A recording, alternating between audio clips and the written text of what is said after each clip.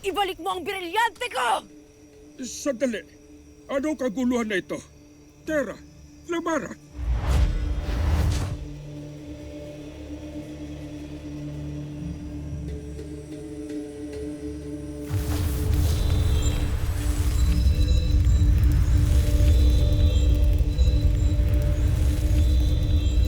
Brilyante ng apoy. Inuutusan kita na bumalik kay Flamara.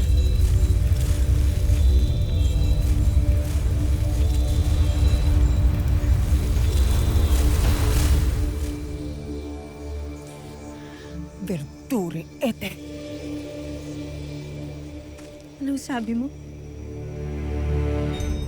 Flamara, ikaw na nga ang tinulungan. Ikaw pa ganyan? Paano kung nakuha nga nila ang brilyante mo? Tinulungan. Sinira mo ang aking planong paslangin si Mitena. Kung akala mong ibibigay ko sa kanya ang brilyante ay nagkakamali ka. Hindi ako katulad mong utak tao mag-isip, Tera! Nilalansi ko lamang si Mitena. Flamara, hindi pa rin wastong iyong ginawa sapagkat ang mga kalaban ay tuso. Sa oras na muling makuha ni Mitena ang alinman sa mga brilyante, ay tiyak na magagani maglahat.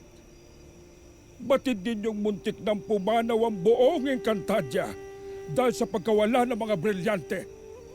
Nunong Imaw, Yun na ang aking pagkakataon na mapas ng si Metena. At may paghiganti ang aking anak. Flamara, kayo ay tagapangalaga ng mga brilyante. Walang katanggap-tanggap na dahilan upang ibigay ang mga ito sa iba. Hindi tamang iniisip mo lamang ang iyong sarili o ang iyong pamilya. Makinig kayo mga sangre. Ang mga brilyante ay ipinagkaloob sa inyo. Hindi para sa pansariling kapakanan, kundi upang inyong pangalagaan ang buong Encantadia.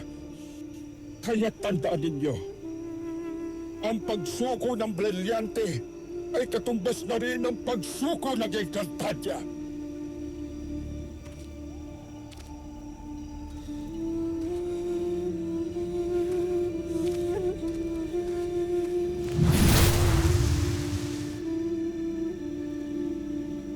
Hindi maaari ang ganito, mga sangre.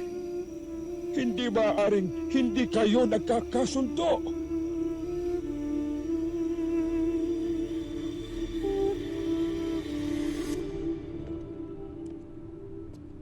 Hindi maaaring nilulusob tayo ng mga kaaway. Kaya't paigtingin ang pagbabantay sa buong palasyo. Sada!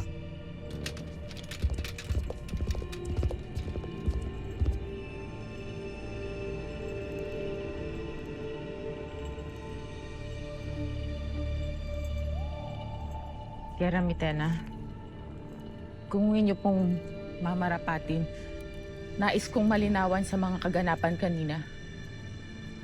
Tunay nga bang kaya mo kong ipagpalit para sa brilyante ng apoy? Sa iyong palagay ba, ay magagawa kong ipagkanulo ang aking pinakatapat na ovlar na pumatay kay Pirena?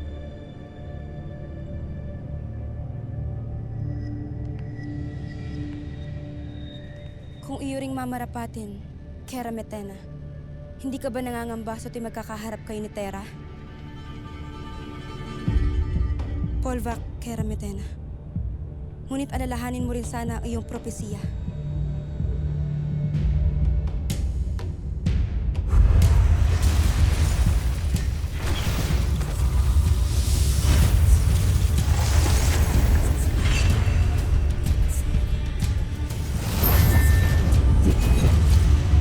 Papayag na matupad ang masamang kapalaran na naghihintay sa akin. Kailangan kong mabatid kung paano ko matatalo si Tera. Ngunit paano nga ba?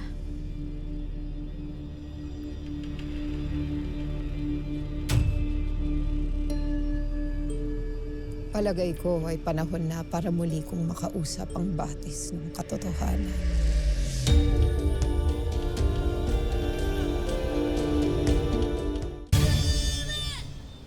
Tahimik ang mga eavesdring na pili ng habang buhay na makalimot.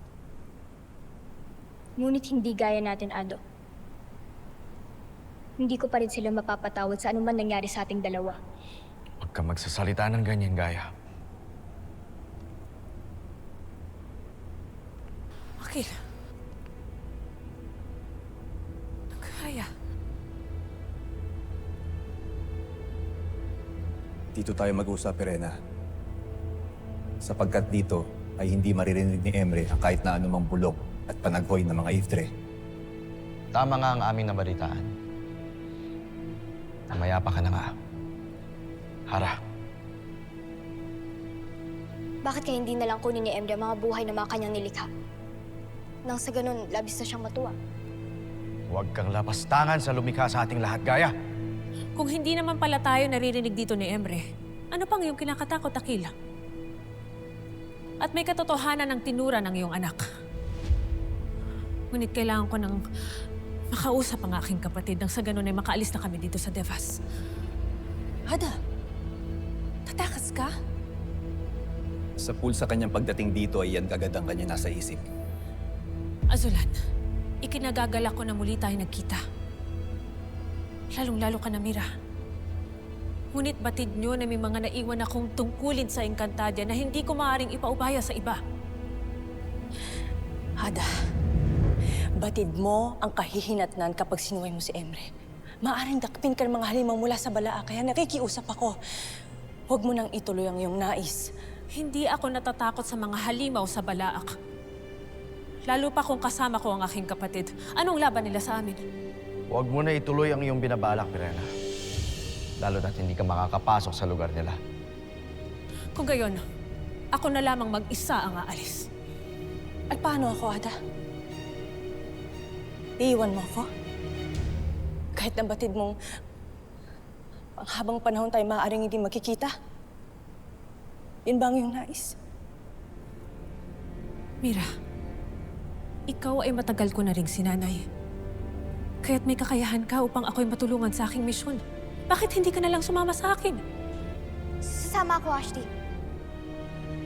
Tumahimik ka, Gaya. Walang sasama sa'yo, Pirena. Lalo na't mabigat ang magiging parusa. Nasaan ang inyong malasakit at pagmamahal sa Encantadia? Gusto na, Pirena! Ada, nais kitang samahan. Ngunit higit na kailangan ka namin dito. At kailangan kita bilang aking ina. Hindi bilang hara na walang ibang minahal at kinakatakutan. Mira!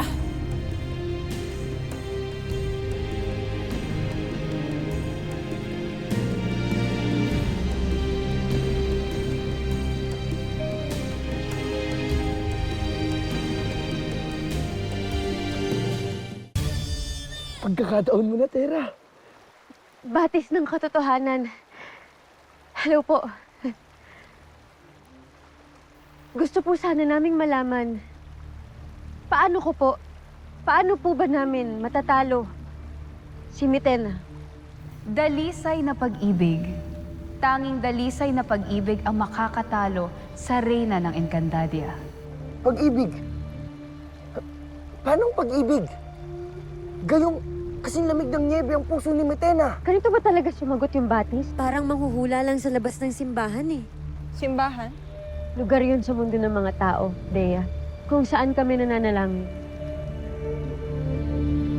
Batis ng katotohanan, pwede po kaya na maging mas prangka pa po kayo kaysa dyan? Sadyang matalinaga ang winiwika ng batis, Tera. Ngunit kailangan nating mas maintindihan ang sinasabi niya. Bakit kaya hindi rin natin itanong kung nasa ng inyong mga ada? Nang sa gayon ay mayroong makatulong sa atin ngayong wala na si Hara Pirena. Sinubok ko na rin noon, Dea. Ngunit katulad lang ng batalang Emre, hindi masagot ang aking tanong kung nasaan ang aking ada.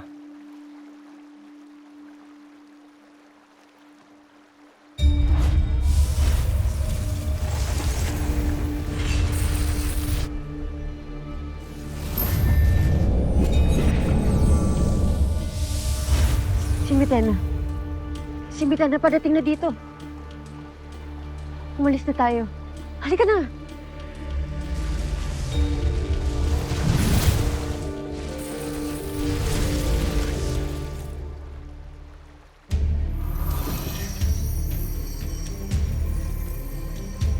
Bakit nagkaganito ang batis? Paano ka natunaw? Sabihin mo sa akin ang katotohanan, kung hindi parurusahan kita.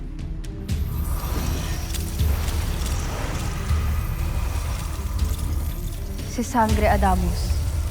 Siya ang nagtunaw ng aking yelo.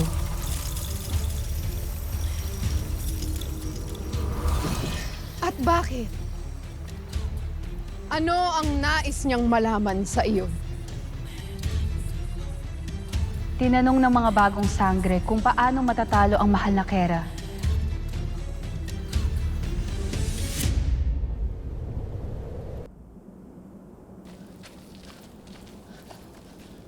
Baka kung ano nang nangyayari sa Encantadia, kailangan na natin magbadali. Saan kayo patutungo, Pirena? Ashley, ang dating Nash na ay tagapagbantay na ngayon ng Devas. Tiyakadlangan niya tayo. Tatakas kayo. Maika, kailangan ako ng Encantadia. Kaya't hayaan mo na lamang kaming makatakas dito sa Devas. Hindi maaari, Pirena. Tanging si Emre lamang ang aking maaari sundin. Kaya't sumama na lang kayo sa akin. Kung gayon, patawarin mo ko. Ngunit kailangan kong gawin ito. Pirena!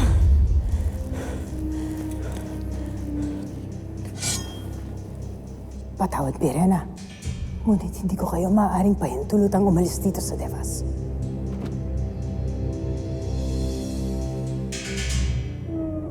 Ashley, hindi na tayo maaaring magtagal rito. Tiyak paparating ng iba pang mga tagapagbantay. Kaya tayo na, Ashley. Hindi ka na maaaring maglikha ng apoy, Pirena. Wala ka ng kapangyarihan dito. Kaya't huwag mo na akong labanan. Tanggapin mo na lamang na para dito na kayo sa Devas. Shada!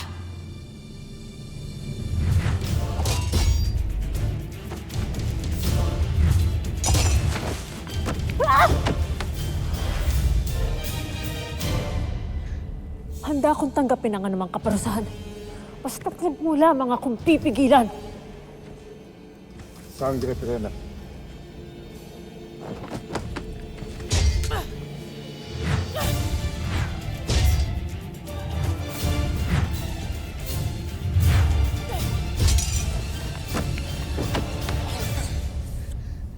Gusto na, Sangre Pirena. Sumama ka na lang sa amin.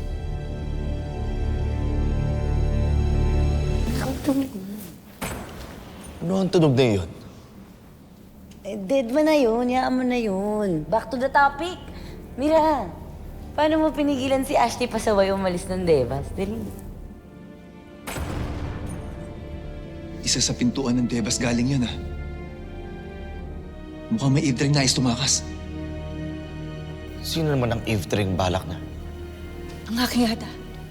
Nasaan ang aking ada? Pustahan tayo. Siya yun. Hala, Ashley. Gaya, nasaan ka? At ano ang iyong sinabi? Ano ang iyong winika na makakatalo sa akin?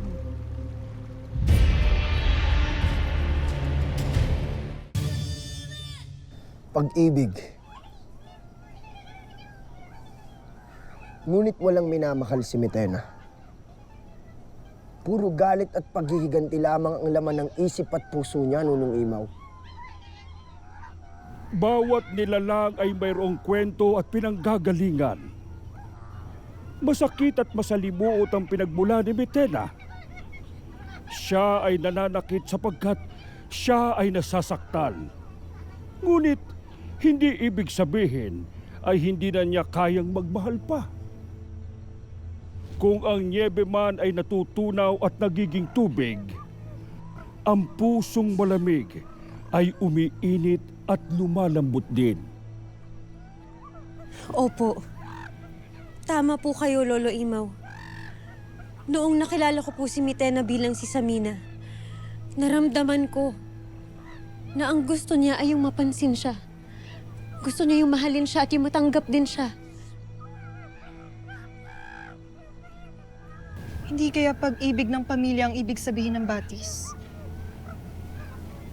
Papaano ko ngayon palang magpapalambot at makakatalo sa kanya? Galit siya sa kanyang pamilya. Hindi lang sa kanyang ado at ada, kundi sa buong angkan niya.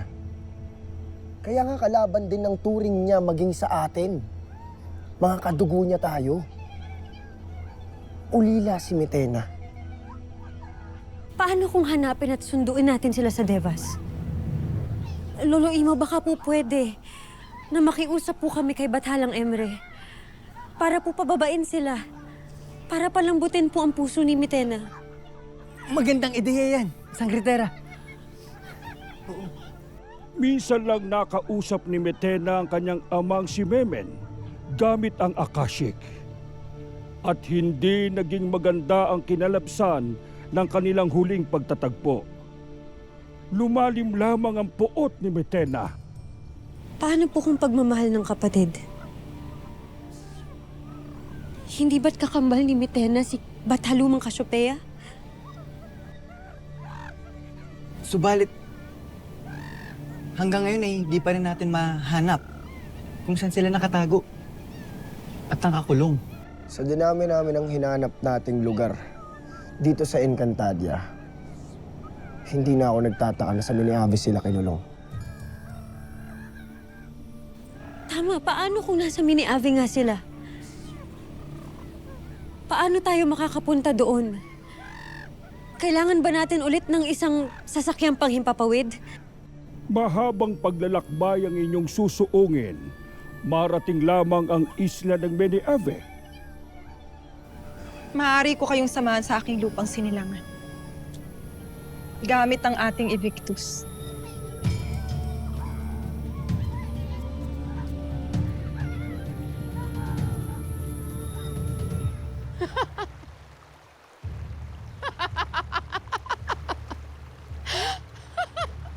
Sursol! Hindi ako matatalo ng pag-ibig? Isang malaking kalokohan. Wala akong minamahal na nilalang. At mas lalo nang walang...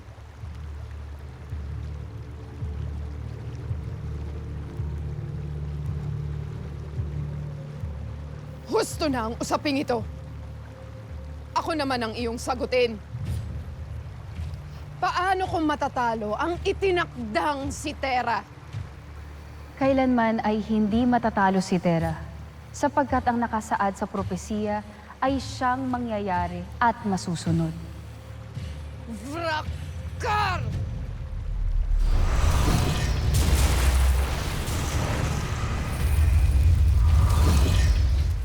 Habang dumadaloy sa iyong kuryente, ay hindi ka na makapagsasalita.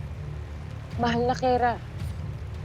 Yan ang nararapat sa kanya sapagkat siya ay mali! Kailanman ay walang makakatalo sa akin!